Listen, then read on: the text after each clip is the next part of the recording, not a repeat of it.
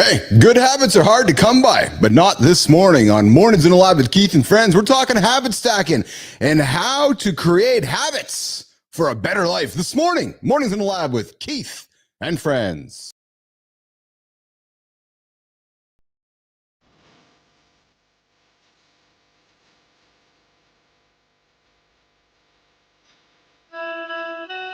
Welcome to Mornings in the Lab, where accused when something negative comes up.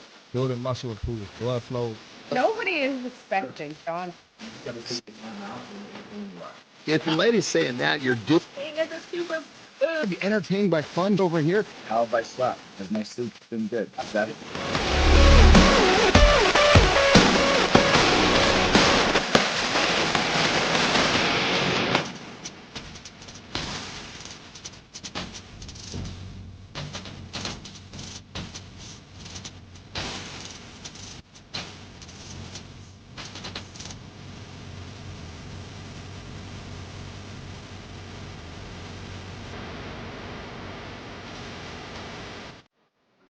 There we go, you guys. What's going on this morning, nation? We are here. We're getting after. We're talking habits. We're talking how to create habits for a better life this morning on Mornings Live with Keith and friends. Yes, sirree, baby. Hey, this is an explicit show, guys. So if you got kids around, I'd invite you to put the headphones in. Yeah, just like my headphones. Put them in. Tell the kids there's bad words that might be said and you might be offended. So you can either walk them out of the room or you can teach them the bad words we're going to talk about this morning. Listen, Scott Shetler's joining us on the show this morning. The guy picks up heavy things and puts them down. No, I didn't talk about Jon Andersen. Who's Jon Andersen? He is my co-host. Yeah, Johnny showed up last June and he hasn't left yet. Yeah, also here's Chris from Martin, a.k.a. CMartyFit, the guy who gets you out of bed, gets you into the gym, gets you lifting big. That's CMartyFit. He's here as well today. And producer Jimmy, he's on the buttons. He does the sliding the buttons up and down and pressing buttons to make sure I look good, I sound good, and make sure you guys look good and sound good as well. And of course, we got Tommy. Tommy's in the Mornings in the Lab community out there interacting with all of you, making sure you guys are hitting those habits, good habits, and just out there creating good conversation out there, boys. So listen, big show here today. Jorie Janzen is going to come up later in the hour. We are going to talk meal prep. Yes, this whole idea of making all your food in one day and eating it throughout the week. Huh? What? Yeah, we're talking meal prep. I'm sure Jon is going to have some tips around how to buy a big cow and chop the cow up into little pieces so you can prepare your food throughout the entire week. And listen, before I forget to tell you, I invite you to subscribe to this channel. Subscribe, like it, tell all your friends, tell your buddies you've discovered the greatest morning show for men on the planet. We go live here at 8 o'clock Eastern time, Monday to Friday, over here on LinkedIn, X, YouTube, everywhere. You can find us ubiquitously across the internets. We're on Blue Sky, we're on X, we're on Threads, we are on LinkedIn, we are on we're everywhere. Jimmy, speaking of everywhere, let's bring in the boys to see how everybody's doing. What's up, Johnny? What's happening? How are you, pal? Good. It's another great day. It is another great day. I love it when I'm literally like just starting to come to, about 5 minutes before my alarm. So I kind of know it's time to get up. Yeah. So it's like at 2:55. I'm just starting to kind of like, I wonder what time it is, and then all of a sudden there goes the alarm. Dude, same thing happened to me today as well. At 3:55, so 3:55, my eyes opened up. I'm like, it must be time to wake up very soon. Looked at my watch, Johnny, and I was like, I'm getting up in 5 minutes. So I quickly rushed back to sleep for 5 more minutes and got up and got my ass out of bed. And you know what, pal? That was like, it was almost like my snooze. It's almost like it prepared me to get out of bed. You follow me? Well, when I'm in this groove, it tells me that I'm really in my groove because my circadian rhythm is so tight that I'm falling asleep right when I should and I'm waking up right when I should, irregardless of my alarm becomes kind of more of like a safety net. Yes. We have Amy Reinhardt this morning in the comments here this morning, and she dropped me a note this morning, and she just Johnny. We got to get some celebration out for this, pal, because I love when our listeners join in and share their great stories. Amy Reinhardt just met her. Amy, I'm going to stumble on my words here this morning. I'm a little short coffee. We had little problems with the coffee maker this morning, Johnny, and Lauren got her ass out of bed to help me get the coffee machine working. But as I walked into the show this morning, I'm still down 1 cup of coffee this morning. So but we'll get that sorted out. Yeah, I got a coffee story. Jesus Christ! So I can't mention any names, but I got a I got a sponsor that takes care of me with coffee, right? And they send these weird fucking flavors in, and sometimes they're amazing. Yeah. And I smelled this, and it was like, God, this is going to be good. Jesus Christ, it was so fucking bad. I could barely get a cup down.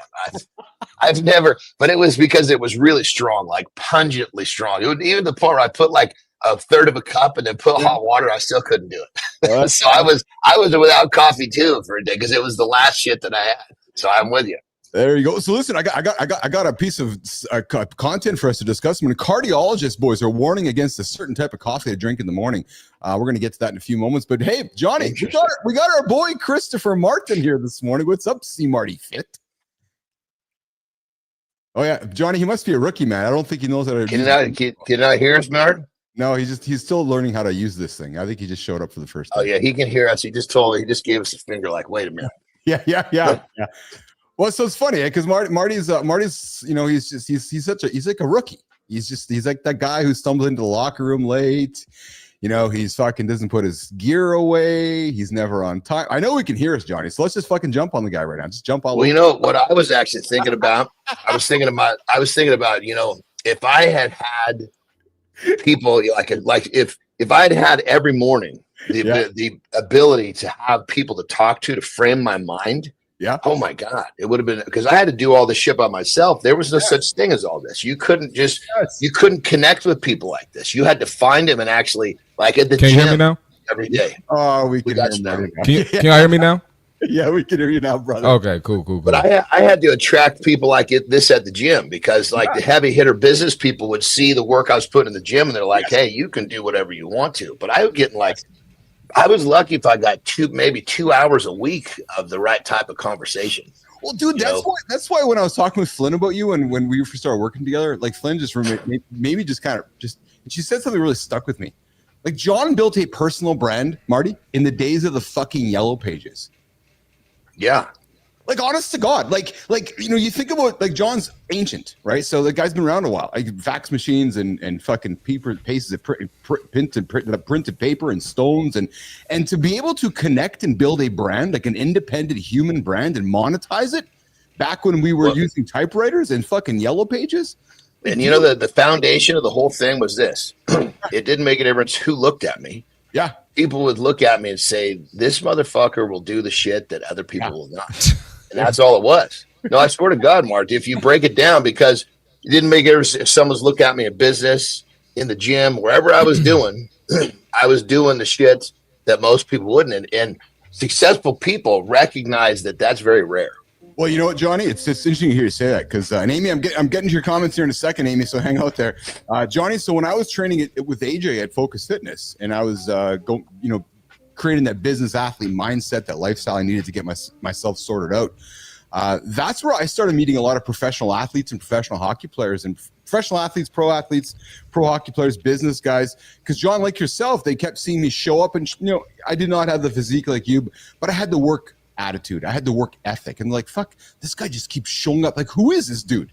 Like, who's the guy trudging through the gym in his fucking work boots and his trekking gear because he's going to go climb Kilimanjaro? And I had a lot of guys being curious, Johnny and Marty, going like, why and who are you? Because I was doing stuff that others weren't doing. And then like, you built the company. Oh, you sold it. Oh, I see. Exactly. Because they recognize the behavior pattern. They're like, okay, this motherfucker's done something great. What is it? Yes. And I love that you said that, Johnny, because that's the topic of today's discussion, behavior pattern and habits. Because I had a few guys come to me going, man, you got great habits. Come on, man. Yeah. Come on. Speaking of good habits, Marty, Amy Reinhardt. You know Amy been on the show here? The old Bostonian Amy. So, dude, I got a comment from her this morning. Let's get the button ready, Marty. She's just met her body recomposition goals for body fat. So looking forward to learning more from our guest today. Which, boys, she did it plant-based. Tough when you're building muscle. So, Amy went the plant-based route. But Amy, congratulations.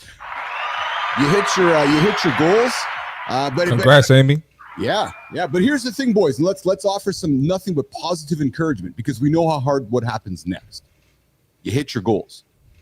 But what we want to do is maintain and continue achieving the goals. through continual. That's it. And all you got to do is focus on the habits that got you there and keep with that shit. Yes, Amy. So love the fact that you're here today, kid. Awesome. Boom, boom, boom. And celebrate that achievement. But kid, we got to get you coming back week after week and day after day because we got your back. You know you got your own back in the mirror. But don't let those good habits that got you here today, don't let that celebration confuse what's going to happen tomorrow. Because in my experience, we get so caught up in celebrating what we've achieved, and then we forget why we were doing it in the first place. Well, and that's a good point because we really shouldn't have. I mean, granted, give yourself a pat on the back. Oh, 100%. Don't celebrate. I mean, granted, use the wins to your favor, but celebrate the habits that got you there. Yes. You get confused celebrating the win. The win is like, okay, that just gives me more momentum to go a little deeper into my habit. Yes. So it's because it can be really, really. I tell the people I coach all the time, do not focus on the finish line because when you're focused on the finish line, you're not focusing on what you need to do today to get there. Marty. Yeah, I was going to say, don't get too high, don't get too low. And you got to get to a point where the finish line doesn't exist. Yeah. Right. You can't when you hit the finish line, checkpoint, baby. Yeah. Yeah. It's like, oh yeah, I'm good now. That's going to mess you up. One of the greatest things I've learned, and it's such a simple cliche, but we know how cliches are true. I go back to my Peloton platform experience and, cycling or even lifting weights.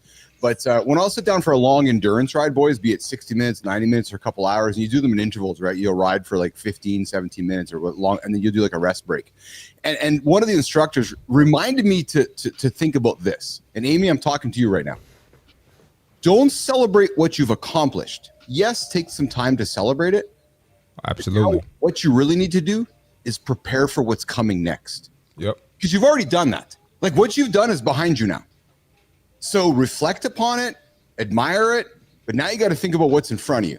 Because if you're too focused on not recovering and not focusing on what's in front of you, you're not going to hit the next stage and you're just going to go back to what you started at. And that was really striking for me because often especially when you're same thing with lifting, boys. Now you just did your bench 250, but you never took some time to recover, to step back, to go forward again.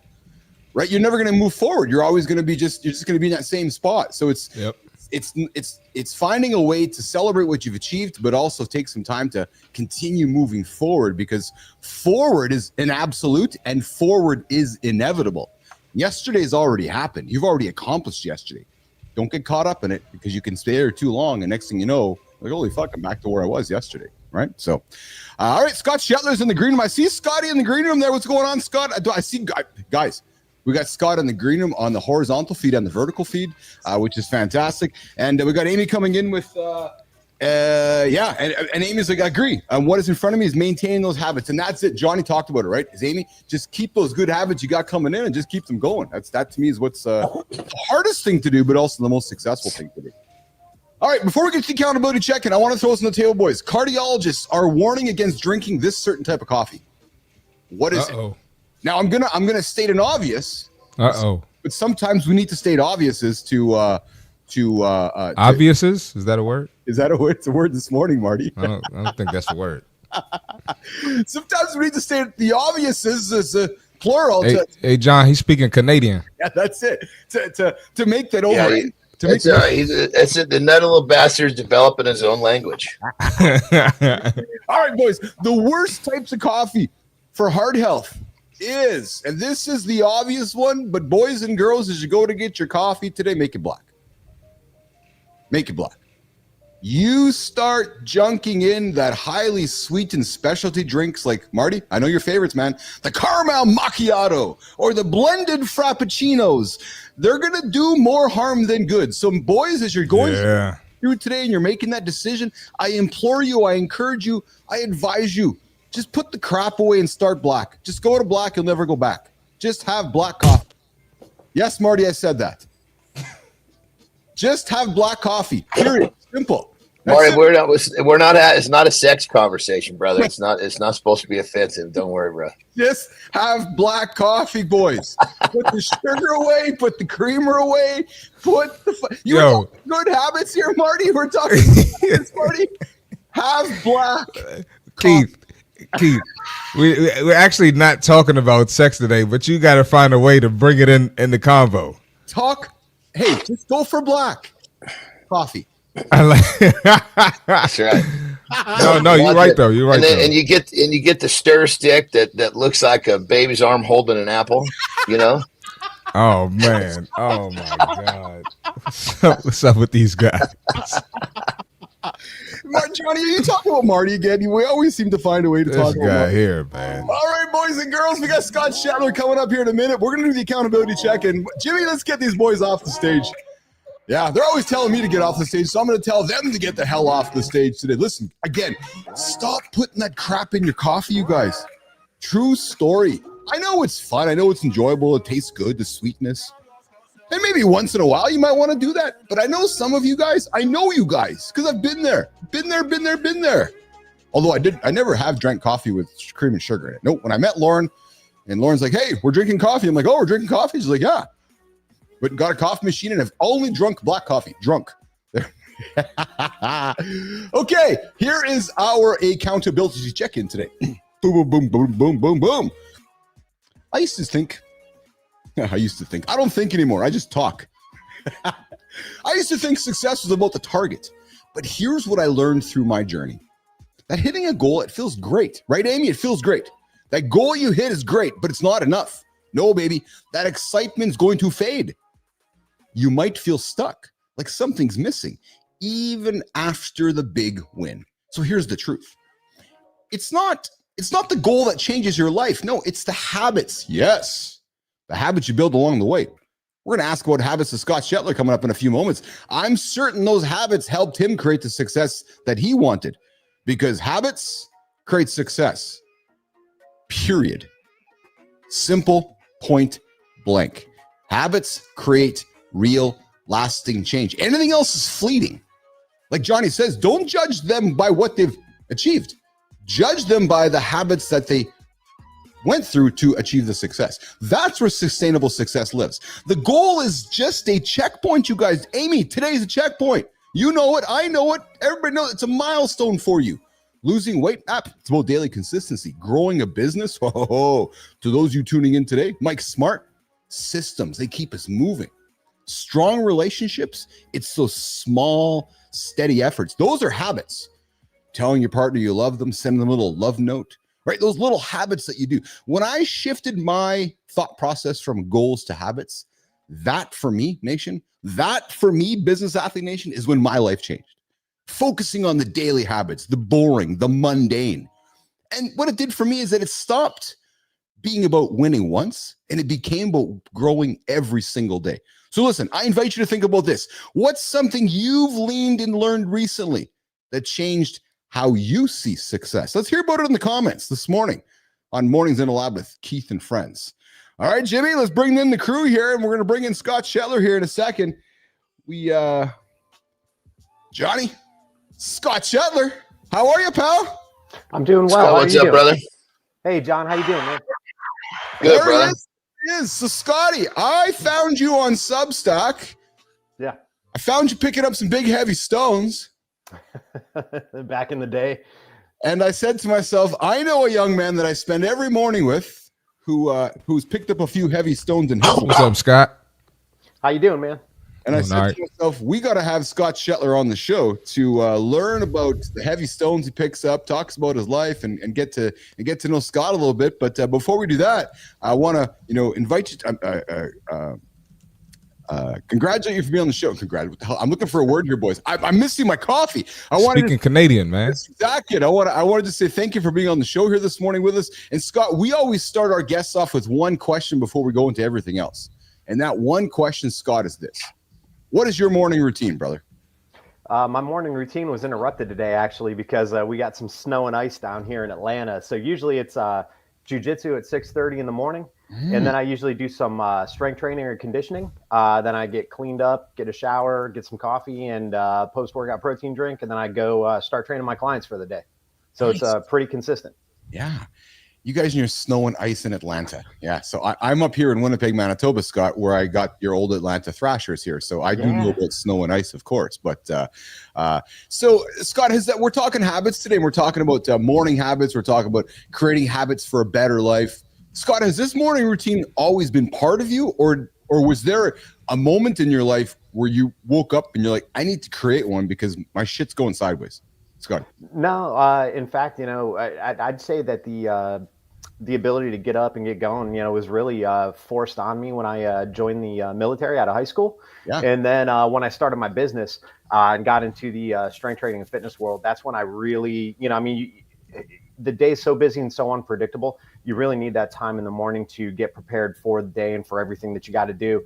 And I see that with so many of my clients, actually, the ones that get their workout, their exercise done in the morning, they don't have to worry about those things that pop up later in the day. I'm just going to go to the gym after work. I'm going to go get it done later. Well, something always happens later. They end up missing it. Their schedule gets thrown into chaos. The ones that I work with who get up in the morning and get it done, they usually have a better day. They've got more energy and their day's a little bit more consistent, because they don't have that interruption when they get it done first thing in the morning. Boys? Yeah, I was going to say. Yeah, I was going to say. Go ahead. You want to go ahead, John? Okay, all right. I'm actually just agreeing because I'm wanting to ask a question about prior more about the picking up rocks and shit like that. So I'll let you respond to this one. Yeah, I just had a quick response. I was going to say that's why I only train morning clients. Those tend to be the more serious people. They stick with it longer. That's a great fucking filter. That's a great fucking filter right there. Holy shit! I never thought about that for an in-person guy. Only do it in the morning. That gets rid of a lot of fucking trouble right there. 2 hours in the morning, I'm good. All that afternoon, they tend not to be as serious, and they tend to be what would you just say? Focus on habits instead of goals. What was that, Keith? Yeah. They don't focus on the habits. They just looking at the big picture and not trying to do the small things to get to it. I like that a lot, actually. That's the whole reason for our morning show too, because I believe in the mornings as well. We all do, but the mornings is where your habits start, and I love that. Hey, Johnny, because if you don't want to subscribe to joining me in the morning, go find somebody else. Scott, what do you think? And for a business person, that sometimes they resonate with different types of progress or currency. Buck, I would say I make my money in the morning, man. Yes, absolutely. That's exactly it. Scott, what do you say when what do you think about when you hear Marty say that? No, I've got clients all day. I'd say the morning ones tend to be more consistent because my later days, my later afternoons, evenings, those are the people that do work in business. They're the ones that maybe have some travel, that maybe have some other commitments that pop up. So there's usually a little bit more rescheduling, a little bit more, reshuffling appointments with people. I'm not going to say they're not dedicated. It's just their business, their work. Sometimes it takes them, on the road, out of the country. I mean, there's just less consistency with their day. But props to them for wanting to get it done when they're able to. Yeah. So Scott, let's get into picking stones, man. Let's get into what brought you here, and let's get into why I was like, hey, I'm curious about this dude. So, strongman. What got you into picking up stones? What got you into the whole idea of picking up heavy stones? And Martin, I'll sit back and let you and Johnny get into the heavy stone discussion here. But let's talk about it, Scotty. It wasn't. I've always liked strongman. I used to compete in powerlifting back in the day, but it was honestly meeting Steve Jeck, who's he passed away a few years ago. John, the name probably might ring a bell with you. I mean, he's a little bit more old school. He was real quick. What federation did you back in the day? What federation did you compete with? Because that was just when there was just a few. Now there's fucking hundreds of them. So where I'm at in Atlanta, the two most prevalent ones were the WNPF and the APF AAPF. So I competed in both of those. How long ago was this, roughly? 2003, 2004 through about 2007, 2008. Yeah. So that was actually because if you follow it back a little further, that was when there was just like one or two. Yeah. I don't know. Do you remember John? Do you remember John Grove from North Georgia Barbell? I don't. The name doesn't ring a bell. I was more in strongman than powerlifting. Yeah. I remember the powerlifters from way back, like before when there was just like one or two federations. Yeah. That's that like Doyle Kennedy, guys like that. He was awesome. Oh yeah. I mean, that was unfortunately what happens is these sports like powerlifting, such a great sport, really got diluted because people came in, saw it as a business opportunity, and they started making all these new federations. So now all of a sudden you got first there was 1 or 2 world champions. And it was really cool. And then all of a sudden now there's 10. Now, what would you say now? There's probably hundreds. 25, 27 different feds. And then you've got all the divisions in each federation, so you've got the possibility for what? 6,600 like world champions and national champions in one federation alone. I mean, it's ridiculous. Yeah. I mean, back in the day, you go far enough back, there were fucking weight classes, man. Who could pick up the heaviest fucking barbell? That was what it was really cool, But powerlifting is a great sport. Yeah, it's a great sport. It was just sad to see it start to get diluted, Yeah, and it's a good base for it. I mean, it's your base, right? You got a strong press, you got a strong deadlift, you got a strong squat. I mean, that's your base, and so everything else you choose to do, whether you want to get into stone lifting, whether you want to play sports, well, whatever it is, that's just such a solid base of strength. So I think even for people that don't want to compete, I think those movements are really key, for your training.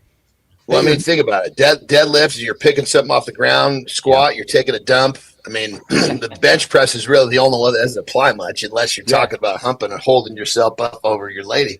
But I guess it does apply. There's some times in jiu-jitsu when I'm under some of my bigger, heavier training partners like having that pressing strength is good. So. Hey, you're hanging out with Keith, Marty, John, and our guest Scott Shetler this morning. We're talking good habits, bad habits. We're talking lifting heavy stuff, power lifting heavy stones. Good morning, Cosmic Vision. I see you there in the comments. Listen, if you're tuning in this morning, I invite you to subscribe to our channel. Mornings Alive with Keith and Friends, the only morning conversation for men. Scott, we started the show back in March, and we're growing this baby. We wake up every single day with a mission to help men like you, me, John, Marty, to help get their hit audacious goals and have conversations that others aren't having anywhere else in the world. We're having here on the show.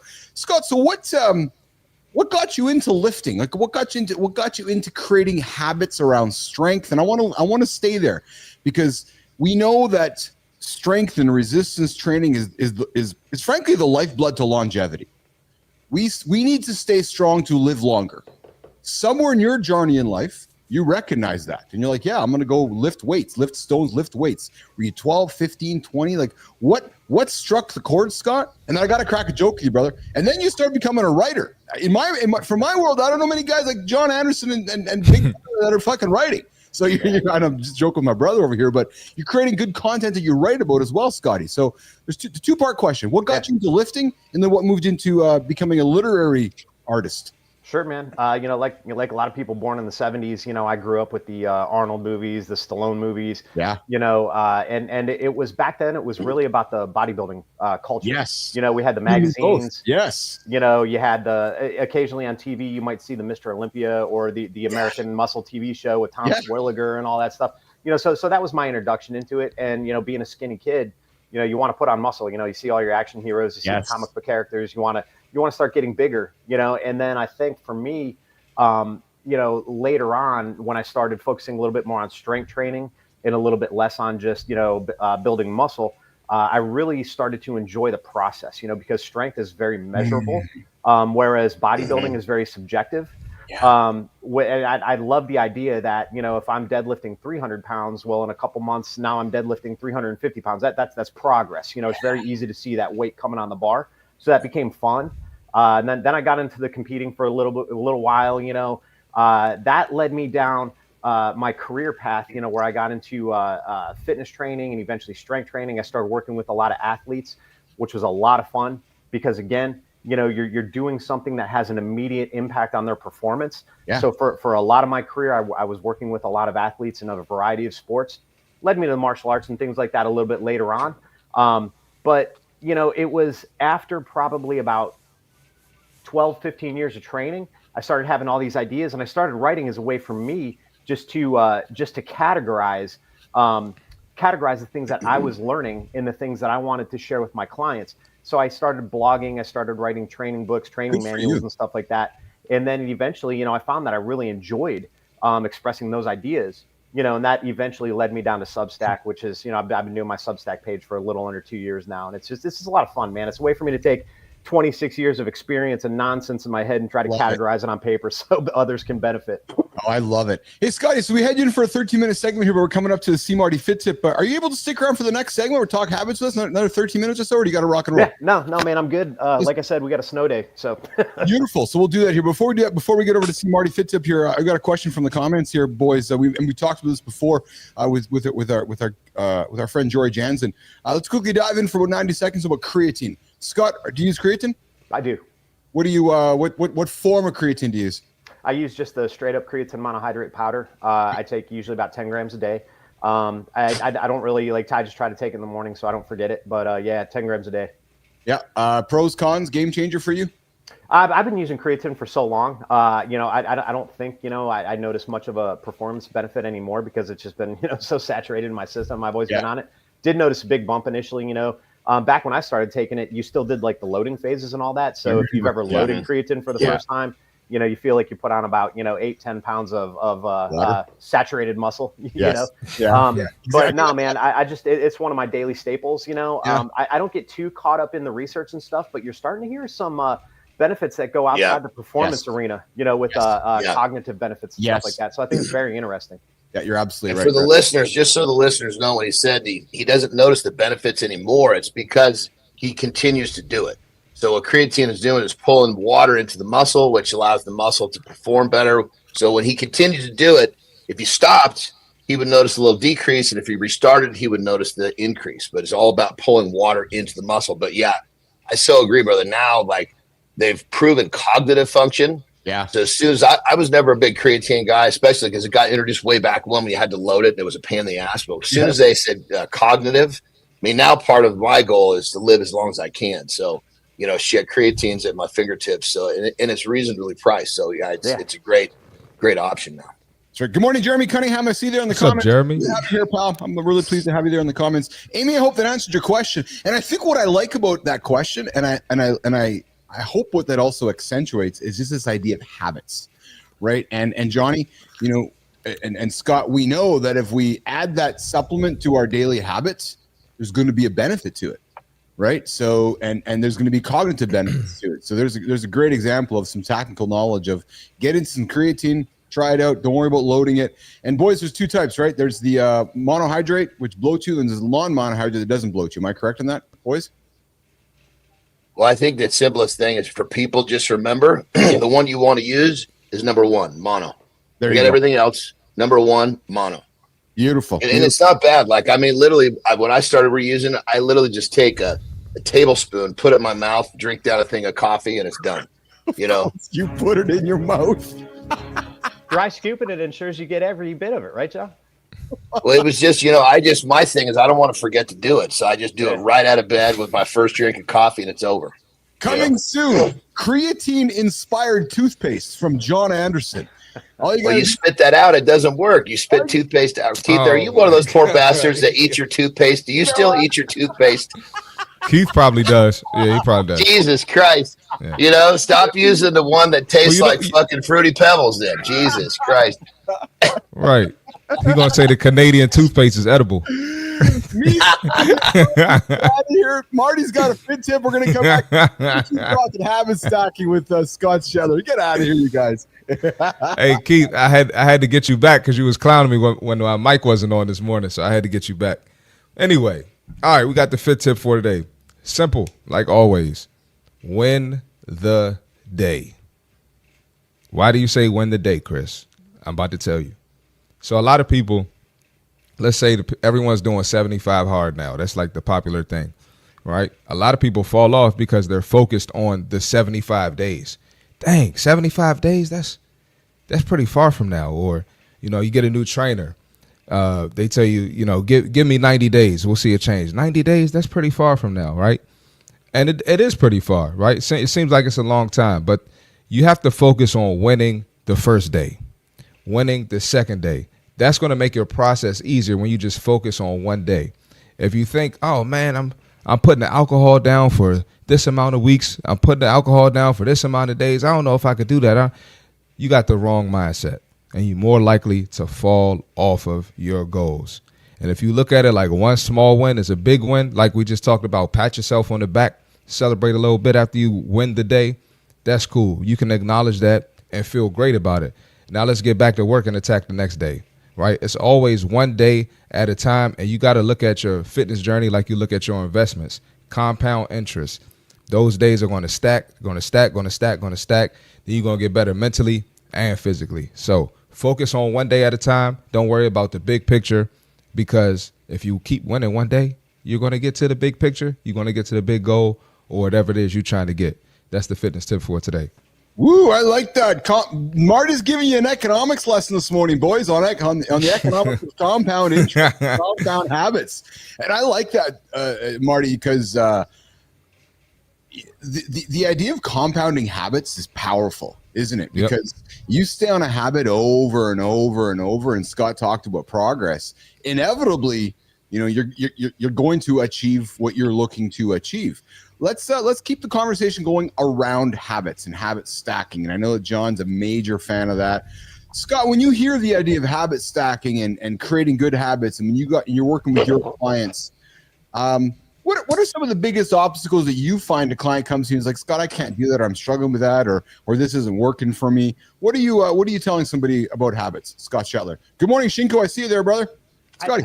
I don't know so much about like hurdles or roadblocks that they come across, but the biggest thing that I promote is consistency over intensity. I think that's really important. If you take that, just to your training, right? If you're gonna go into the weight room for the first time, if you just go in and say, hey, I'm gonna try squatting, and you just squat for an hour straight, your legs are gonna be wrecked, and it might be another week, might be another 10 days before you train in your legs again. Whereas I look at how I look at like frequency, right? If we can do something more repeatedly, we're going to get better at it. So I've always kind of adopted the idea of consistency over intensity. And that's when you start to build a habit. The more frequently you do something, it's like sport practice. You're going to get better at playing tennis if you just play every Monday or every other Monday, or you're going to get better if you play a little bit every day and you work on skill development and skill acquisition. So I take those ideas and I implement them into the whole fitness process.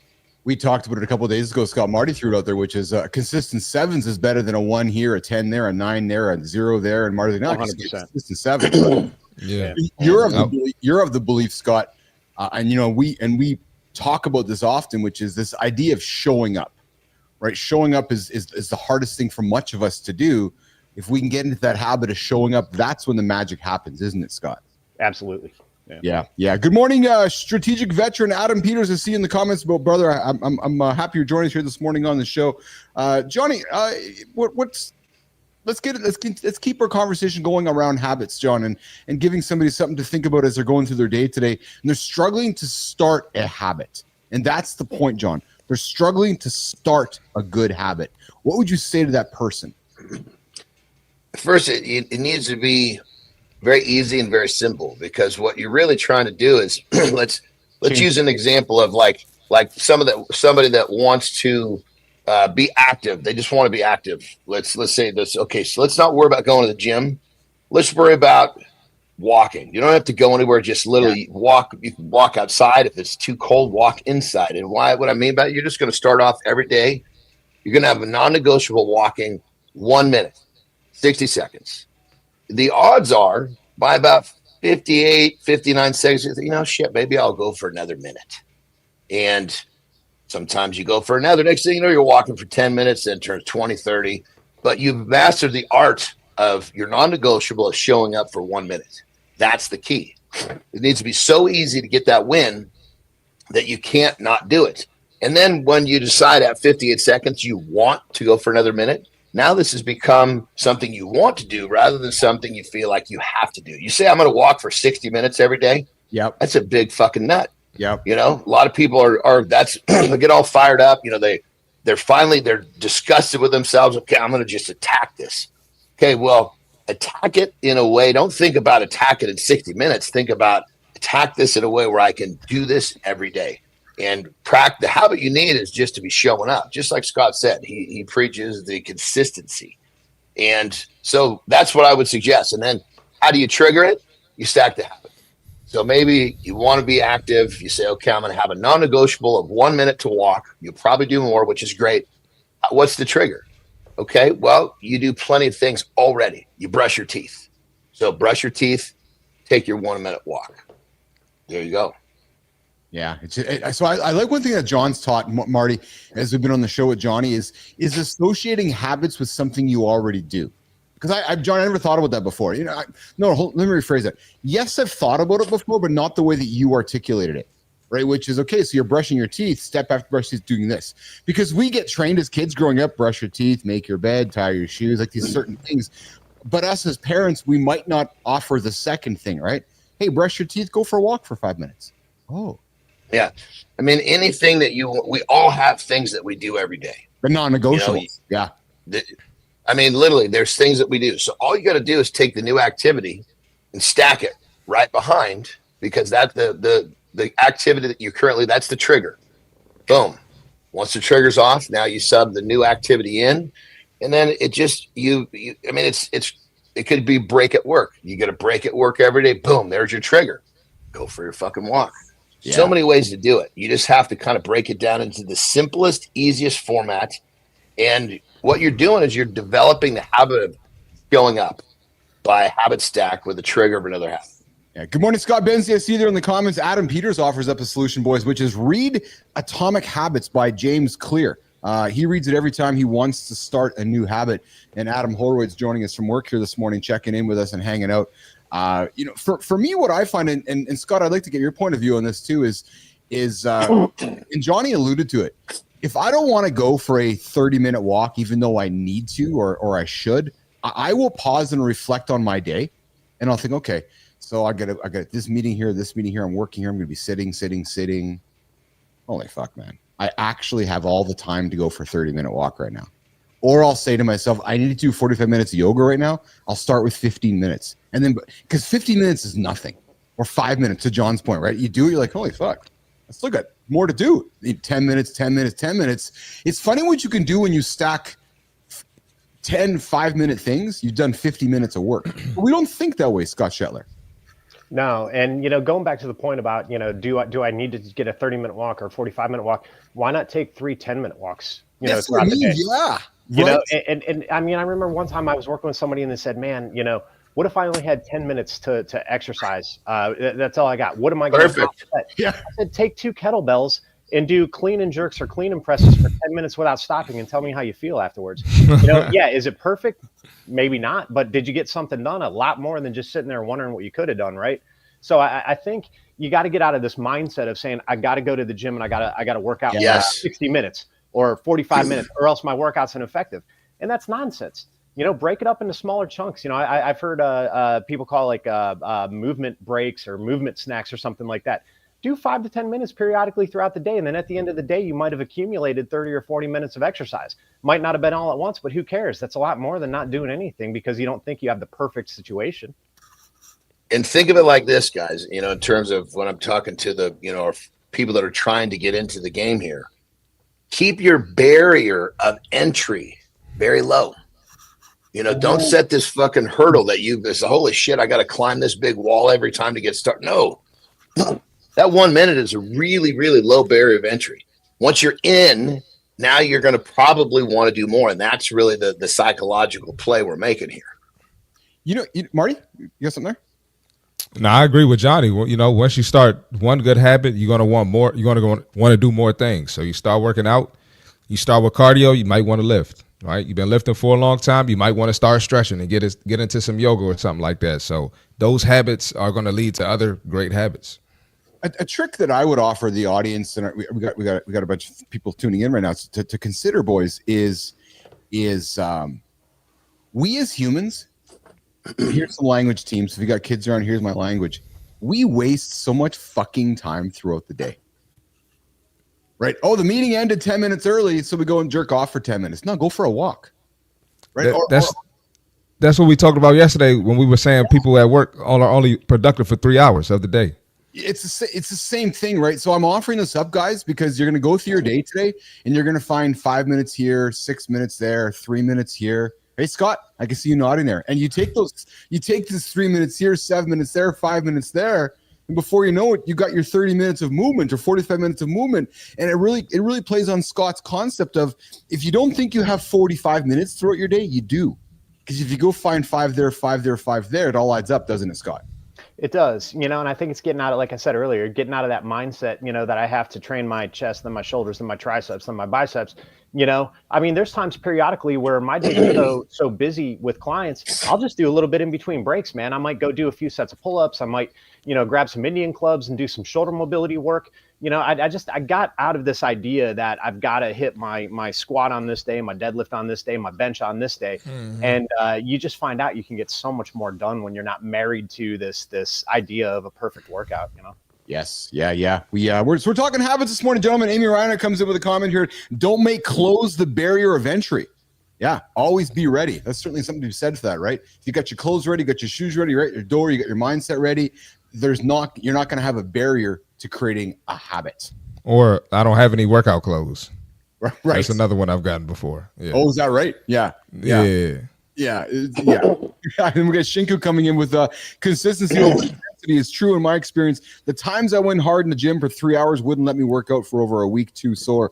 Yeah, it's certainly the thing, right? It's consistent instead of going too hard for one day and then packing it up for the next. So, all right. So we're going to move over to, we got Scott Benzie. It's Uncle Keith. It's hump day today. No share comments today. Thanks, Scott. Yeah. Listen, I never thought we'd be putting together a morning show for men and talking about share and singing, do you believe in life after love? That's exactly how all right, listen, Jorie Janzen's coming up here. We're going to wrap up with Scott Shetler. Scotty, where can the folks from our show find you? How can they connect with you?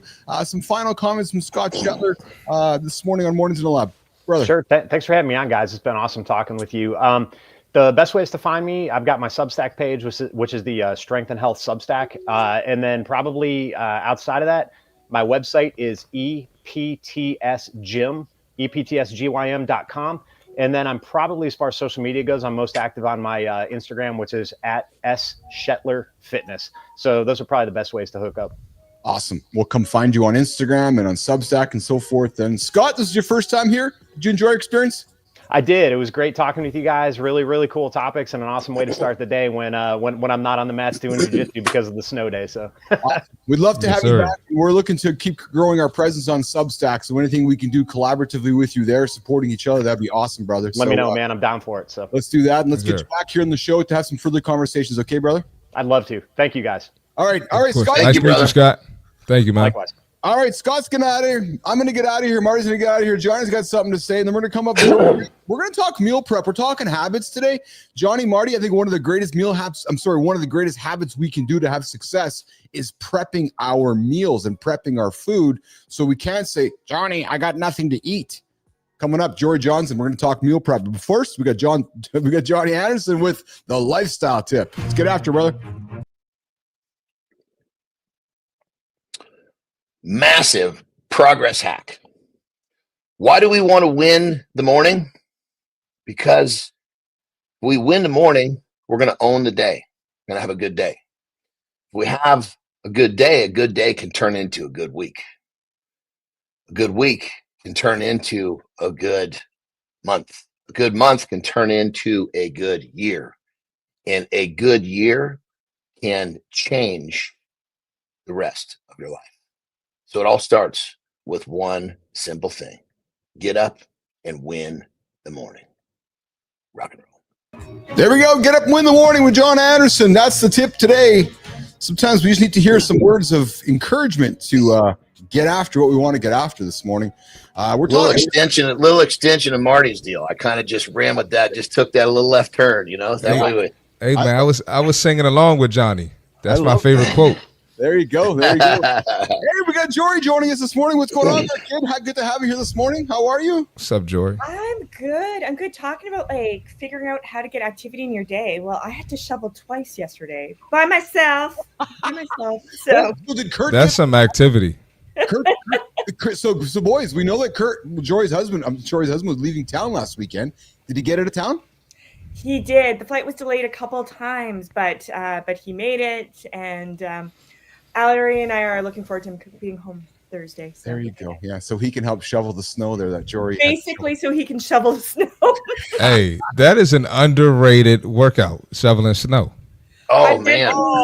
A dent and lifted, I mean, I get so many clients that live on the East Coast, and one of the things they say to me is they're like, I have never been able to shovel my driveway this easy. One of my clients actually shoveled his, and then two of his neighbors, because they're older ladies that their husband, they're widows.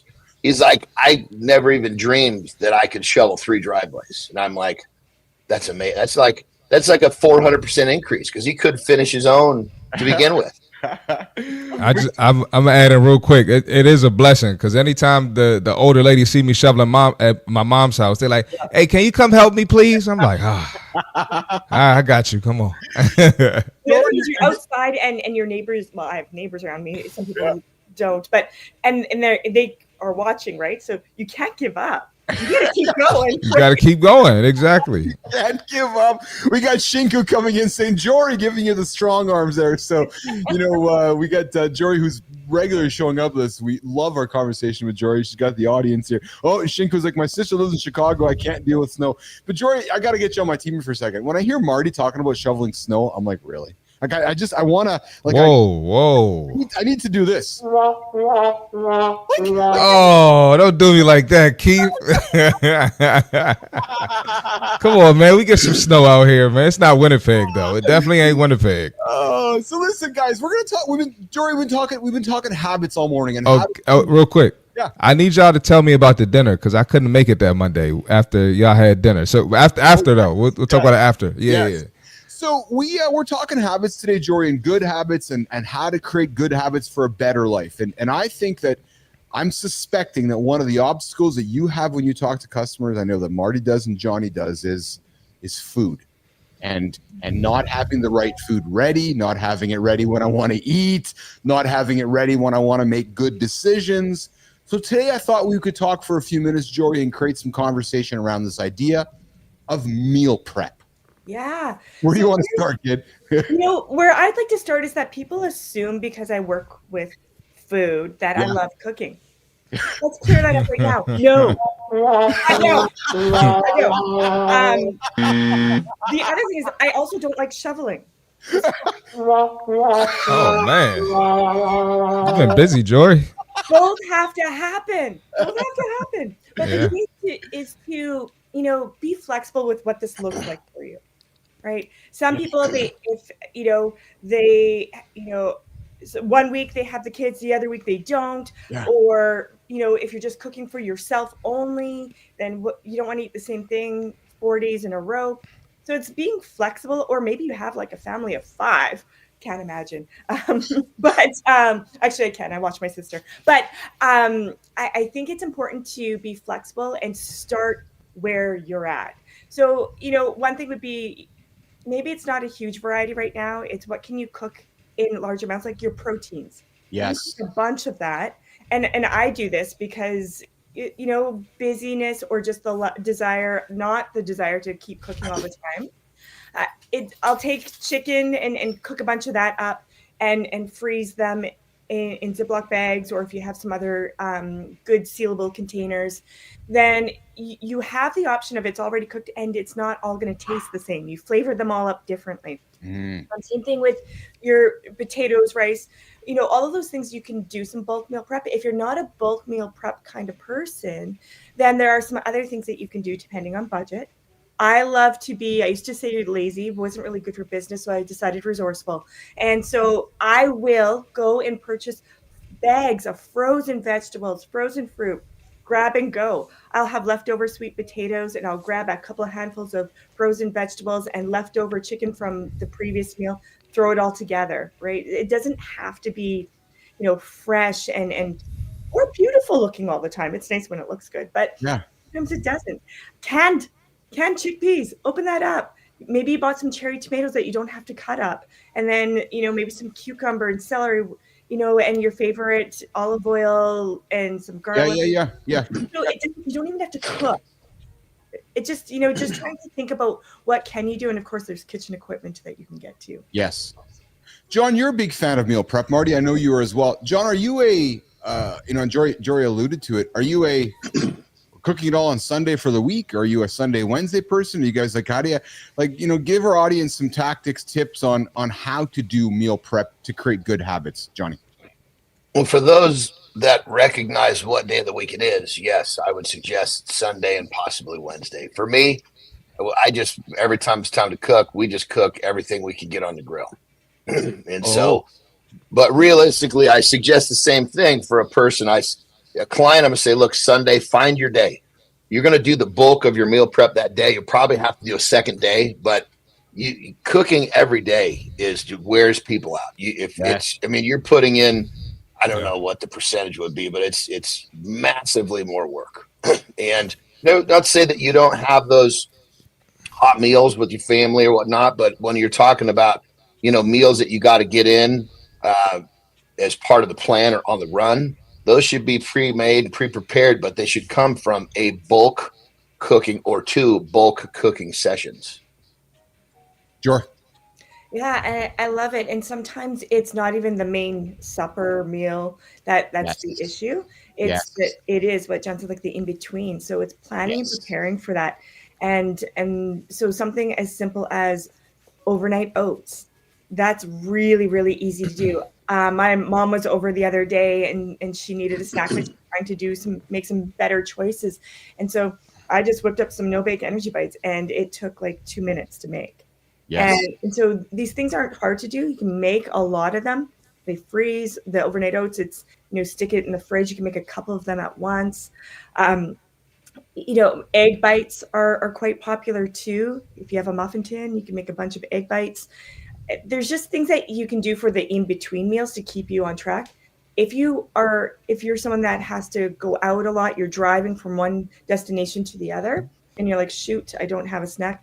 Even if you have to hit the grocery store, you can pick up some hummus. There's, baby carrots, that cherry tomatoes that you can open up and start munching on some of those, match it up with, maybe you pick up the bulk bin and get some nuts, and so you can get those nice high fiber, high protein snacks in between to curb that appetite. It's just taking in, what is it that I can do right now and planning it out. You don't have to work every single body part every day. Yes. In terms of your workouts. So you don't have to be all ready for every single meal and every snack when you're starting. You start to figure out what are your easy go-to ideas. Just something. What's one meal or snack you want to be prepared for this week? And build. I think, Jorie, from what all three of you were saying is, and at least I've utilized it in my experience, is the meal prep is the best when it helps you eat throughout the entire day. Don't necessarily focus on that meal prep being your family dinner, because that might be something you want to sit down and have with your family, but focus on that meal prep being something you're eating when you're coming out of the gym at noon or at 3 o'clock in the afternoon or later in the evening, having protein available, having those snacks, that food available so that you can stay, it's just like, the good, again, back to habit, the good habits that I've gotten into just by us talking, frankly, is I make sure I have 6 eggs ready to go every time I go upstairs. True story, Marty. I just do. I'm like, you know what? Do we freeze? I'm just gonna have 6 eggs made, and and then when I go upstairs after I'm done down here, they're there for me, Jorie.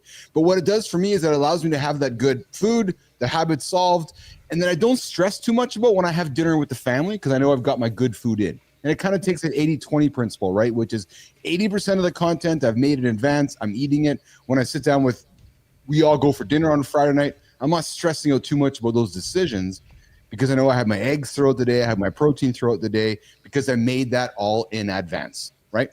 Yeah, absolutely. And the thing, I'm sorry to interrupt you, Jorie, say, I'm sure we deal with the same thing. People, they want to sit down with their families and they want to have a meal. They don't want to be eating something totally different than their families. And it's so easy to create that flexibility where you can have that meal with your family and then you're having the food that you need throughout the day. So for the people that are thinking, oh, I don't want to do this because, I don't want to have different food when I have dinner with my family, it doesn't have to be that way. Yes. Generally speaking, when people have that train of thought, they're using that as a reason not to start. It's exactly. Jorie. Yeah, no, I agree. I think that when I'm chatting with families, I would say you're a household, you're not a restaurant, and there doesn't need to be 5 different meals at dinner time. You eat together, and they can be absolutely healthy, balanced meals, but they don't have to be what you think is a diet plan because it's the new year kind of thing. It's what do you do on a routine basis, and then getting the supplies that you need. I think is really really helpful. And you don't need anything. You don't have to have an air fryer or an Instapot. Do you have a baking sheet? Great, you can cook your whole meal on 1 or 2 baking sheets. Like put everything in your sweet potatoes, your protein option. Maybe you're doing some other broccoli or whatever, and putting it all together and you bake it up. It doesn't have to be, a ton of fancy equipment. What do you have? Use it. And it might be a little repetitive at first, but when you're making a larger portion, you're freezing half of it. So that way, eventually, maybe in a month or 2, you have the variety. You will get there. Just build on it, just like you're building in the gym, or if you're working out in your basement, you're building on what you're doing versus trying to do it all at once. Marty? Here's another interesting little story. Sorry, I just got to jump on this. So many, at least in America, so many people, you talk to them and they're making something different for their kids because the kids won't eat this. Well, if you're not making a single meal for the family, then what the hell, what's the difference? So keep that in mind. If dinner or that family meal is already a bunch of different stuff for different people, what's the difference? Again, just don't hide behind that reason to not start. Yeah. Marty? Yeah, I was gonna say just to rewind it a little bit. Yeah. I'm a Sunday Wednesday guy because I don't like cooking a huge amount of food at one time all on Sunday. So I'm a Sunday Wednesday guy, and then with my clients when they tell me they can't meal prep and they don't have time, I tell them, oh, you don't like the meal prep? Well, you prep for that vacation. Yeah. You prep for the club. You prep for NFL playoff party. You're doing a lot of prepping. You're doing a lot of prepping. So I need you to prep them meals too. That was good, brother. Yeah, there's truth to that. There's absolute truth to that, isn't there? And Jorie, before we let you go, one last question from you, which is, I think one of the reasons people don't like meal prep is because there's this whole idea of, oh, I got to make all this food and then I have to eat all the same flavored food for a bunch of days. That's why I like what Marty said, which is like, no, I make it on Sundays and Wednesdays, because what I'm thinking, Marty, is that you're just making like maybe 3 or 4 meals by the time Wednesday comes, right? So, Jorie, what do you think to somebody who's like, I don't want to eat all the same stuff all the time? Yeah, I would say please don't. That's pretty boring. But even if it is once a week, or maybe the batch cooking happens once a month, it's the idea of maybe you have your basis of your main ingredients, but get some herbs and seasonings. Like you can make the same thing taste different, right? It doesn't have to always taste the same. Sometimes I'm going to have my egg bites spicy. Sometimes they're going to be just a little more basic but flavorful. So it's just kind of figuring out your rice bowl can be made like 20 different ways. So it's having what you need on hand so you can make the basics different. Yes. And venturing out, make it a challenge. Once a month, a new recipe is added to your Sunday, Wednesday meal prep. Yeah. So it's taking some ownership, just like your workouts. It's, sometimes you need to work the same body part, but you need a different workout. Yes. To spice it up. That's exactly. Do the same thing with your recipes. Once a month, find a new recipe, Google, look up what various, dietitians are preparing. Yeah. I think that's probably one of the best things. Or find someone that also enjoys cooking more than you do. Oh. And they will give ideas. Like I'll have clients that just don't enjoy it. I'm like, well, our next session, why aren't we both in our own kitchens? Let's hop on Zoom and let's make a couple things together. Brilliant. So it just makes it a little less chore-like. Yeah. That's a little bit more fun and engaging. So there's different things to do. Hey, quick, do you got a quick second to answer a question for me? Why are seed oils, for all you guys, because Johnny made some content about this as well, but there's some news coming out here this week, Jorie, that seed oils are, people are being told to avoid seed oils. Jorie, Janzen, why? Yeah, exactly why. Honestly, you can find the research for both, but seed oils, to me, and I know it's going to be controversial for this chat, and that's fine. Yeah. But it's not new. This has been coming up for years. Yes. People are avoiding their seed oils, and if you want to, go ahead. But there isn't any evidence. There's some actually really healthy dynamics in terms of seed oils. So I would say if you're really that uncomfortable, or you're just following, what someone else is saying, that's okay. Yeah. But right now, in terms of the evidence fully supporting that, it's just not there. But I think Interesting. The important thing to do is create variety. So what I like about this story, is it real quick? Let me ask you a question here. I've heard a lot of this, and obviously the science will tell us, but isn't a big part of this is the process, because they can do it in a way that's more unhealthy and do it in a way that is more healthy. So it's not so much. You got to look at the process of how they're doing it. Yeah. Is more important than the actual seed itself, the seed oil itself. Absolutely, John. And it's the same thing even with olive oil.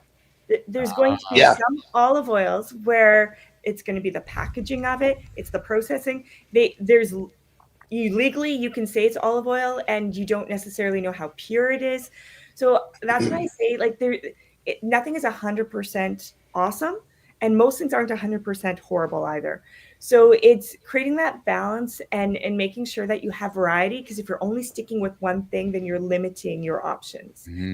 So I haven't seen that seed oils lead to inflammation, all this kind of stuff. I would look at the whole picture, not one piece of the puzzle. And I honestly believe that it's the variety is key. Well, it's interesting, guys, because this piece that I'm referring to very much sums it up with this, right? Which is, instead of focusing on avoiding seed oils, maybe just continue to focus on avoiding fast and highly processed foods and sticking to whole nutrition foods, and don't get caught up in the details of saying, a headline said don't eat seed oils. No, actually, don't go to McDonald's, don't go to Burger King, and go to the store, buy some whole food. And if there's some seed oil along the way, that's probably okay. And that's really the message, isn't it, Jorie? That there's the headlines that cause the fear, but really, I knew the answer, Jorie. That's why I wanted to ask it to you, because we live in a headline world, and all of a sudden somebody, shouldn't have seed oils. Yep. No. Don't go to McDonald's 5 days a week and worrying about your fucking seed oil. Brother, you just fucking hit it on the head.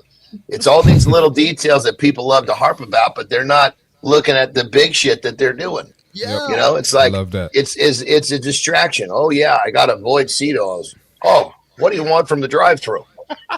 Right?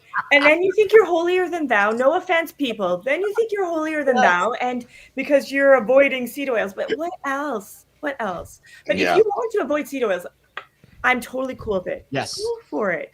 I think that's okay. There's all different ways to get to the same destination. Yes. But I would just say exactly, like, the headlines are there to create conversation, specifically fear, so people will keep on coming back but if we can decrease the fear, which is adding extra stress that we don't need. Yes. If we look at, and every single time it'll be what all three of you are saying, less crap, right? Yeah. Yes. Yeah. Less verifying that there's no seed oil in your Big Mac is not going to help your problem. Right. Yeah, they need to avoid that Big Mac and Ronald. Exactly. There's no seed oils. Well, shit, there's no seed oils in the Big Mac. Give me the supersized meal, please. All right, you're hanging out with Keith, Jorie, Jon, and Marty here on Morning in the Lab with Keith and Friends. We're wrapping up our segment with Jorie Janzen, our favorite guest here. We get so much joy. We get so much conversation from the audience, and people come to me after. Like, I'm telling you, between you and AJ, people are always asking me. They do. I was like, so what does Jorie think about this one? I don't know. We'll ask her. And I got some mental. We'll ask AJ, which is awesome, because people are resonating with what you're saying, and it's working, which is fantastic. Well, I would have to say that what's working is this as a team, because we will have different ideas. We will bring in different research or experiences is the biggest one, I think. Yes. And I think that adds, so that way people don't feel like, it's only one way. And so I think that it's the conversations amongst different mindsets. I agree. And we all come together in the end, we all want the same thing in the end. Yes. So that's what I think. And you guys make so much joy. Like, my mornings are like, I get up and like, oh, I got to get up. But by the time I'm done every time, because of all of you, That's awesome. It's a great start to my morning. So thank you. That's awesome. Hey, before we do quickly go, Marty, to answer your question, we had a wonderful dinner a few weeks back. Myself, Lauren, Kurt, and Jorie. Great conversation. I do have some video, Marty, I will share with you of those two yapping away. Just Jorie. Oh, yeah. I need to see that. Yeah. Yeah. And Kurt and I just did our thing and watched the ladies and observed. But it was a wonderful deal, wonderful social experience. And we are going to absolutely do it again, which I'm very much looking forward to. So, Jorie, what do you got? I did not find Lauren to be someone that talks a lot too much. Well, I don't know. It was an act of fright. So I think maybe she felt like she couldn't. Maybe she's like, I won't talk too much to him. Like, oh fuck, man, what are you talking about? So, but no, it was. Or maybe she heard the show. She heard me talking trash. She might have heard me talking trash. Yeah. That too. No, I thought she was awesome. She's a beautiful human being, and I did not find it great. a little bit too much Yeah. at all. And guys, Jorie's taller than I thought. Yeah, Marty, she made me feel short. Like I'm actually, Marty, you know how tall I am not. Well, if she's 5'7.5", she's gonna make you feel short. I know. Well, yeah, I thought I was 5'7", but as my kids and my wife keeps reminding me that I'll keep closer to 5'5", 5'6". Well, I was also wearing boots with a head a little bit of heel, right? Yeah, no. Yeah. But yes, I am 5'7", so yeah, a little bit. Jorie, get out of here, Jimmy. We got to do some investigating, sir. Jorie, we appreciate you so much. You have a great day today. Okay, we'll talk tomorrow night. See you Friday, Jorie. All right, Jorie's gonna get out of here, guys. We're gonna reset here. I know that Marty's got to get out of here. I know Johnny's got to get out of here in a second too. Johnny, I got to go at 6:15 today, brother. Yeah, so here's what we're going to do here. Yes, Shinku, I am the short king. Yes, I'm the short king. Marty, you're going to rock and roll out of here. You're going to got some shit in front of you. Johnny, we'll say goodbye to you too as well. Then Jimmy and I will do our creator spotlight community corner. Oh, man. I see y'all tomorrow, man. Have a good look, brother. Johnny, this is like us waking up at 2:55 and 3:55 going, I guess we're getting out of here in 3 minutes. So today was a fun one. Scott Shetler's a good dude, man. I would invite you to check out Scotty on Substack there. And he's same age as you and I, right? Same generation. So when I found him and I'm like, we got to talk to that guy because I'm suspecting. Well, I like the fact that he's promoting consistency. Yes. Well, I can't remember his phrase, but it's consistency over intensity, I think it was. Yeah. But that's beautiful. Framing it properly. That's exactly right. So, all right, Christopher Keach joining us. Hey, Keach, your man. I'd love to have you here in the comments. Marty, we got Keach joining us from California there. He's joining us this morning from the comments, which is awesome. Good to have you here this morning. Chris Keach, we got to get you back on the show, brother. I'm going to come knock on your door later today and have you come back in here and catch up with myself and John and Marty. Johnny, what do you got on the agenda today, pal? I got a light one today for me. It's Wednesday. I went for a walk this morning. I'm going to get some yoga, and I'm really excited to do some yoga today. And I'll tell you right now, man, my plan is to do 45 minutes, and I'm going to do it in 3 15-minute segments. So I'm going to do today. There you go. You know, you may find it being more beneficial to you, brother, because every time you get blood flow, you actually kind of refocuses you. Yes. Yeah. Well, you know what I do? I don't know if you do this too, but I do this. I think about my day in advance often in the morning, and I'm okay. So this, and I feel like I recognize that if I have a lot of sedentary activity throughout the day, I take that and I fucking get ahead of it because I know what is going to be an absolute. So I don't want to be that. Yeah, I got all my shit done in the morning and I sat down for the rest of the day. I'm like, no, I got to find a way to break it up so that I'm moving throughout the entire day. You follow me? Yeah. No, I actually recently started doing like today. I'm gonna ride my dirt bike. It's a dirt bike ride day, so I'm gonna do it at 2 because at 2, it gives me a stronger afternoon. Oh, I like that. I gotta, dude. I need to see a video of you on the dirt bike. That would I did because you're not. It's crazy. Some of the jumps some of the doubles are like 60 feet apart. Well, dude, you're not a little man. What are you, 6'3"? You're 6'3". That's what I mean. I'm fucking sitting. It's a fourth gear track. I mean, you're fucking hauling ass. You know what I mean? And you're not on some little fucking TRC 80 or something. What you got a big dirt bike. Yeah, no, I got the big one. I got the CRF 450. So it's all of our bikes are race bikes. That's fun, man. That's fun. All right, brother, you get out of here. We'll see you back tomorrow for the loop. Looking forward to it. Another great show today, another great week of content. And as you saw, I dropped some stuff in your feed yesterday. So, and Jimmy's making content for us, brother. So you enjoy your day today, brother. Enjoy the conversation. We'll catch up in less than 24 hours in the morning loop. Right on. And on the stuff that you dropped, I had to request access, so I'm waiting. Get it to you today, brother. You got it, baby. Have a good loop, brother. You too, man. All right, Johnny's going to get out of here, nation. We're going to keep it rolling. Jimmy, me and Jimmy left. Mornings in the Lab with Keith and friends here. The only morning show to help you guys get your day started. We go at it Monday, Tuesday, Wednesday, Thursday, Friday. Yeah, true story. Who else do you know that gets up every single day to help you guys get up every single day? I don't know anybody. Maybe Jimmy. Jimmy gets up in the future, in the Philippines over there. But listen, we are going to, so today we talked habits. We talked healthy habits. We celebrated Amy Reinert's recomposition goals. We had Scott Shetler on the show here today talking about his experiences helping his clients and creating good habits. We had Jorie Janzen here today as well talking about this idea of meal prep. Yeah, so no, you should never not have food ready for you. I have taken what I've learned hanging out in this show, and I've just added meal prep back to my world. So when I get done down here, I can head up there and have good, healthy food that's ready and available for me. So I'm making good decisions through good habits. We know that bad decisions generally come from bad habits, and when that happens, shit goes sideways. All right, Jimmy, let's. I am moving over to the creator spotlight screen on my screen. Yeah. And we are going to keep it rocking and rolling here. Jimmy, I'm just going to pull it up on the horizontal screen. Oh, I see we got somebody who's not boring here this morning on the show that we are going to celebrate. He's not on the show yet, but he's somebody I'm expecting we're going to celebrate here and have on the show in the coming days and weeks. But we got somebody here who's all about not following trends. Yeah, he's this guy here. Let's get after it. So some people follow trends. Others create them. Yeah. And when I think about what Substack has done recently, they are rewarding folks for creating trends instead of creating. Let's create a trend. No, not a fad. It was let's not worry about creating viral content. Let's work at creating trending content, because if you're creating a trend, you're getting others to create the content and others to be a part of what you're creating, right? You do something viral, you've done it once, right? You create a trend, you're going to get others to do it as well. So listen, this fellow, he's all about creating trends.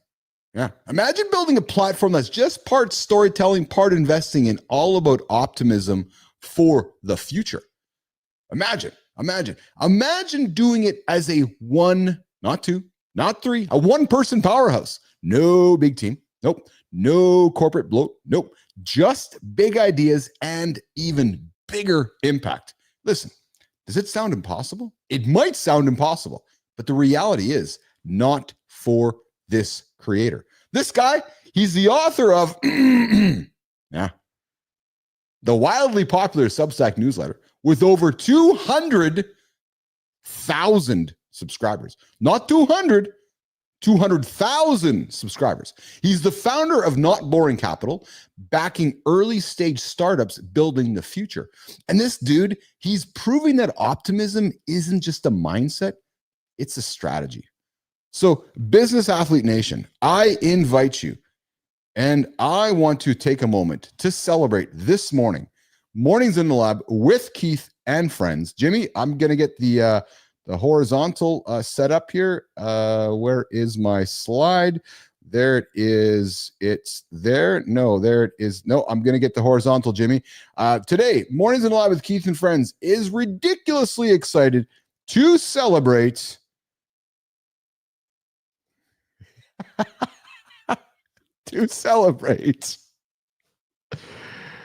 Packy McCormick. What's up, Packy? There you go, my friend. He is not boring. Packy McCormick is not boring. No, he is not boring at all. Meet Packy McCormick. Let's meet him. The tech world's de facto storyteller and investing, shining a light on the most ambitious ideas and the people bold enough to pursue them. Yeah. Through not boring, Packy breaks down complex tech and startup stories with clarity and will. He invests in groundbreaking companies like those manufacturing drugs in space and reimagining how the physical world is built. He inspires a generation of creators and innovators with his unique blend of storytelling and strategy. So in a world of skepticism, this dude, Packy McCormick, his optimism is contagious. He just doesn't write about the future. No, baby. He invests in it. Packy McCormick is living proof that a single voice backed by bold ideas can spark a movement. With Not Boring, he's not just telling stories. This dude is building a better tomorrow. Optimism through the world of Packy McCormick has never looked so exciting. So, brother, I got an invitation for you, pal. We want to celebrate you today for the Mornings in the Lab Creator Spotlight, where we take somebody over on Substack, LinkedIn, on some of the creator platforms, and we celebrate them. Why? Because we like the work that we're doing. And now we want to make an invitation to you to invite you to our show to take somebody in your orbit and do the same thing we did with you. Hand over the big old Mornings in the Lab light and say, hey, Keith, yeah, we're going to go shine that light on that person over there so that we can create some energy for that human being there for the Creator Spotlight. So on behalf of myself, Jimmy, Jon and Marty, and everybody here in the lab, Packy McCormick, we're here to celebrate you this morning for Mornings in the Lab with Keith and Friends. There you go. Yeah, there you go. That's it. That's it. Okay, so looks like we are getting towards the bottom of the show here. Just got a text from Jorie. Wonder what she's saying here to us. Let's see. Am I reading it on the air? Oh, yeah. Talking seed oils. Let's just get back into that for a second, guys. Listen, you're going to see headlines about don't eat seed oils while you're crushing your Big Mac, or while you're crushing your craft dinner, or while you're crushing anything that you probably is overarching on that decision. So sometimes my thought process, guys, is don't get caught up in the headlines, right? The headlines serve a purpose. We live in a world of hooks. We live in a world of getting people sucked into our content. Read the hook, read the information, and then go do some searching. And listen, guys, good time. I see you there, brother. I appreciate your comments. And good time. I got to tell you this, man. You are so engaging on our content after show on the shorts, and you've heard me say it before, but I'm going to say it again. Full of gratitude, brother. Full of gratitude because you have a choice and you choose to spend your time with us in the mornings. And man, I'm so great. And good time. I'm grateful, especially those days when times are tough. Right? Because, I got a job here, which is to be in front of the camera to make sure it sounds and looks like it's all positive. That's what y'all pay me for. That's what y'all pay me for. Yeah. But the reality is there's many days when you're building something from scratch. There's actually more days than not where it's fucking tough. You're questioning yourself. You're questioning what you're doing. You're questioning the stats. You're questioning what's going on. But when you believe in something so inherently to be true, like what we're doing here on the show, you keep going at it. So when I see the comments from Good Time and Shinku and Keech and everybody who joins, it's my fuel, frankly. It's the fuel. Because without the comments, without you guys tuning in, you tend to ask yourself, what the hell are you doing? Right? I know that if I'm affecting 10 guys, we are affecting 1,000 guys. I know that if we are affecting 1,000 guys, we're affecting 100,000 guys. And that's the vision here, right? And it all starts with one. And I know that we have a wonderful tribe, a wonderful community, a wonderful space of men that we're creating here. And I can think about, we got Shinku, we got Good Time, we have Adam Peters, we have Christopher Keech, we have Scott Benzie, we have a troop of men. I know I'm going to fucking miss a bunch of men here. Then I'm like, oh my God, I feel the Academy Awards. Jeremy Cunningham, Mike Smart, we have Richie Ingram, Adam Holroyd. We got a group of men that show up, and I'm just eternally grateful for that. I really am, because when we stepped out here in March of last year to say, hey, I got a hypothesis. I think there's a need for this. I think there's a need for a morning show for men. We started out, and truthfully, when we started the show, it wasn't necessarily for men. But as we've been going at it, it's clear there's an audience here. It's clear there's a desire for this information, and it's clear there is a community that wants to be a part of that. So when I hear from you, it's my energy to go again tomorrow. So I thank you. And I cannot be sincere enough to say that to you guys. So, and listen, guys, one last thing. This show is not only about me, but I'm sorry, this show is about all of us. It's not about me. It's about all of us. I want to keep getting feedback from you guys. So if there's things you're liking, let us know. If there's things you're not liking, let us know. If there's things you want to hear more of, let us know. We are constantly iterating, watching data, constantly iterating, changing, making changes as we continue building the show out. And I'm sure those of you that are regulars can see the changes that continue to evolve as we iterate. Now, that's the word, iterate, this morning. All right, so I am going, there's my little, not a rant. No, just because John left, I'm not ranting. Nope. We are offering positively influential content for you guys to consider. And I got a nice message from Amy Reinhardt as well. Amy, I appreciate you. And listen, here's the other thing, boys. I know we're creating a show for men, but men, this show is also for your wives. Could be for your moms. Could be for your kids. Yeah, we drop some F-bombs, but we talking about stuff that's important to us. If it's important to men, it's important to you, it's important to us. And in my experience, if it's important to men, our wives, our partners, our lovers, our girlfriends, our kids might want to know what we're talking about. So I invite you men to invite your wives to tune into the show as well. Listen, I know a lot of wives that read GQ magazine. I know a lot of girls that picked up the old Playboy. I know a lot of girls that read Sports Illustrated. Yeah, they're men's journal, men's health. Yes, I know they're men's products. But behind every good man is a good woman or another good man. And that's the other thing here in this show, guys. Listen, I'm going to just state this. I know there has been some changes in the position of the U.S. government towards certain types of humans. You're welcome here. I really don't care what your gender is. I actually don't. I don't care what your gender is. I don't care who you sleep with.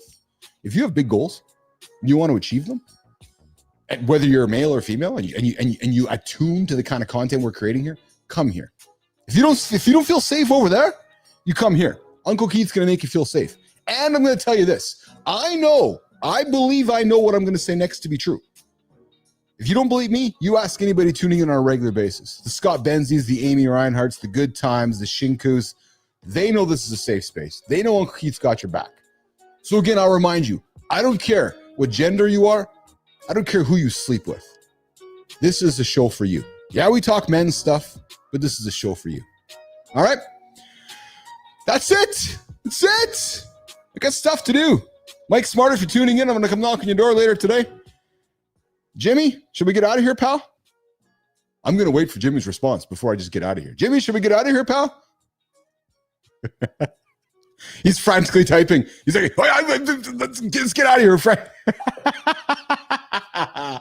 Yeah, we're going to get out of here. Scotty Benzie, what's the best way to get a hold of you for comments? Scott, I'll tell you, brother, you can hit me up on LinkedIn. So LinkedIn is really much the pillar. We are, and I'll revise that. So LinkedIn Substack is our pillar. Actually, I'll give you guys something to think about, right? We have been building out on LinkedIn, all the social platforms, but here's some truth. Ears go up, guys. Listen to what I'm going to say next. If you're in the world of content creation, you need to start on a platform you own. And then once you start on the platform you own, you go out from there. So a platform like Substack, you own the email addresses of people that subscribe to you. When somebody follows you on LinkedIn or Instagram or X or Threads, that follow is not yours, it's somebody else's. So I would invite you to consider, if you are in the creation business, start on a platform you own, plant the seed, and distribute it from there. So Benzie, to answer your question, come find me over on LinkedIn. Come find me on Substack. I'd love to chat with you. But best place, come find me on LinkedIn. I'll give you my number, brother. And I'm not going to do it here on the show. No, I had to do that yesterday. Yeah. So Benzie, come find me on LinkedIn. We'll connect, and I'd love to hear your feedback. All right. But until then, we are going to get out of here and get ready for tomorrow's show. It's funny, when you do a morning show, man, you quickly recognize how fast tomorrow comes. Yeah. And you start to live a life where schedule and time becomes very, very not obtuse. It's very, very definitive, because 8 o'clock Eastern time comes tomorrow, whether I like it or not. Not 8:01, not 8:03, 8 o'clock. every single Monday to Friday. It's fascinating when you start something that you do every single day, which is your product, how quick time creeps up on you. So on behalf of myself, I'm Keith Bilous, Uncle Keith to all of you. On behalf of my co-host, CMartyFit, on behalf of my co-host, Jon Andersen, on behalf of my wonderful producer, Jimmy, love Jimmy, man. We can't do this without Jimmy. On behalf of Tommy in the comments are interacting with all of you. On behalf of Melissa hanging out with me, helping me build this show and build Mornings in the Lab with Keith and friends. On behalf of Shinku and Amy and Scott and Good Time and everybody, Scott Shetler, everybody who tuned in today, I thank you. We'll see you tomorrow, less than 24 hours. Mornings in the Lab with Keith and friends, the only morning show. Dope, you guys get up, get your ass out of bed, and hit those big, audacious goals. We're getting out of here. We'll see you guys tomorrow. Let's get out of here, Jimmy.